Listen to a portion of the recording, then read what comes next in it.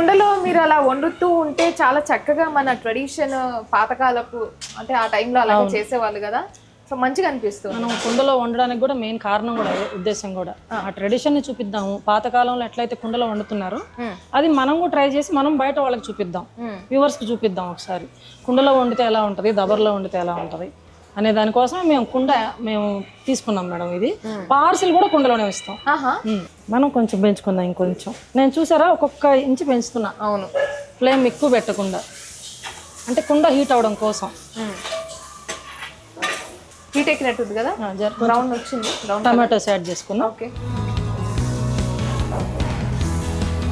So tomatoes add చేసేస్తాం మనం ఇప్పుడు. అవి కూడా కొంచెం వేగాక నెక్స్ట్ ఇంకా మిగతావి కూడా వేసేస్తాం అంతే. అంతే అంతే మేడం. ఓకే, 1 by 1 యాడ్ చేసుకుంటా పోవడమే. ఈ కొంచెం హీట్ అయితే మన తర్వాత పసుపు అవి యాడ్ చేసుకోవాలి. ఓకే,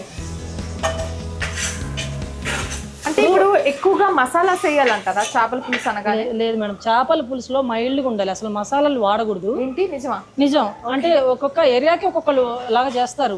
కొందరు మసాలా వాడతారు, వాళ్ళకి అది బాగుంటది అనిపిస్తుంది. నెల్లూరు ఏంటంటే టోటల్ మొత్తం సౌత్ ఇండియన్స్ కి నెల్లూరు అంటేనే ఒక పేరు కదా చేపల పులుసు అంటే. అట్లాగా ఇప్పుడు తెలంగాణకి మటన్ ఎలా పేరు, నెల్లూరుకి అట్లా. ప్రాపర్ నెల్లూరు టేస్ట్ అంతే, ఆ రేంజ్ లో ప్రిపరేషన్. ఐ మీన్ ఇక్కడ మేము చేస్తున్నాం. ఇప్పుడు మనం పసుపు యాడ్ చేసుకుందాం. ఓకే, చూడండి నేను కొంచెం కొంచెం వేస్తున్నాను. ఓకే, అంటే తగినంత అండి, తగినంత. క్వాంటిటీ ఎంత? ఈ 1.5 kgకి తగినంత. అయితే మనం కారము, పసుపు, ఉప్పు అంటే ఇవి కొన్ని మసాలా పౌడర్స్ వేసిన తర్వాత కూడా పులుపు అనేది పడిన తర్వాత అదంతా నార్మల్ సప్రెస్ అయిపోతుంది కదా. అవును, ఈ కారం కూడా అందుకని ఎక్కువ వేసుకోవాలి. ఓకే, కారం కొంచెం ఈ పులుసుకు తగ్గట్టు వేసుకోవాలి. మనం కారం తగ్గించామనుకోండి, ఉప్పు కారం, పులుపు ఎక్కువ అవుతుంది, అది పుల్లగా ఉందంటారు మళ్ళీ. అవును, కరెక్ట్ గా దీనికి అవి కరెక్ట్ గా సరిపోవాలన్నమాట. సో కారం కొంచెం అది కూడా హీట్ ఎక్కాక మంచిగా ఇది ఫ్రై అయ్యాక, మిక్స్ అయ్యాక ఫ్రై అయ్యింది. ఇప్పుడు చింతపండు పులుసు యాడ్ చేస్తాం. సో ఎంత టైం నానబెట్టారు చింతపండు? ఇది 3 hours మేడం. 3 hours నానబెట్టాం. మ్యాక్స్ 3 hours నానబెట్టాలేమో మరి. అవును, 3 hours అయితే బాగా పులుసు వస్తుంది ఎక్కువ.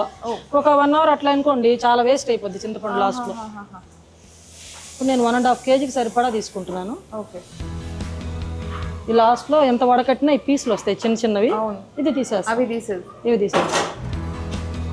ఇప్పుడు మళ్ళీ ఒక్కసారి కలబెట్టుకుందాం మనం. ఇప్పుడు మనం చింతపండు యాడ్ చేసాం కదా, దీనికి సంబంధించి వాటర్, మనకు చేపలు మునిగేంత వాటర్. ఓకే, ఇప్పుడు మనం వేసిన ఐటమ్స్ అన్ని కూడా ఈజీగా కిచెన్ లో దొరికే ఐటమ్సే అన్ని కదా, మనం స్పెషల్ గా చేసుకోవాల్సిన అవసరం లేదు.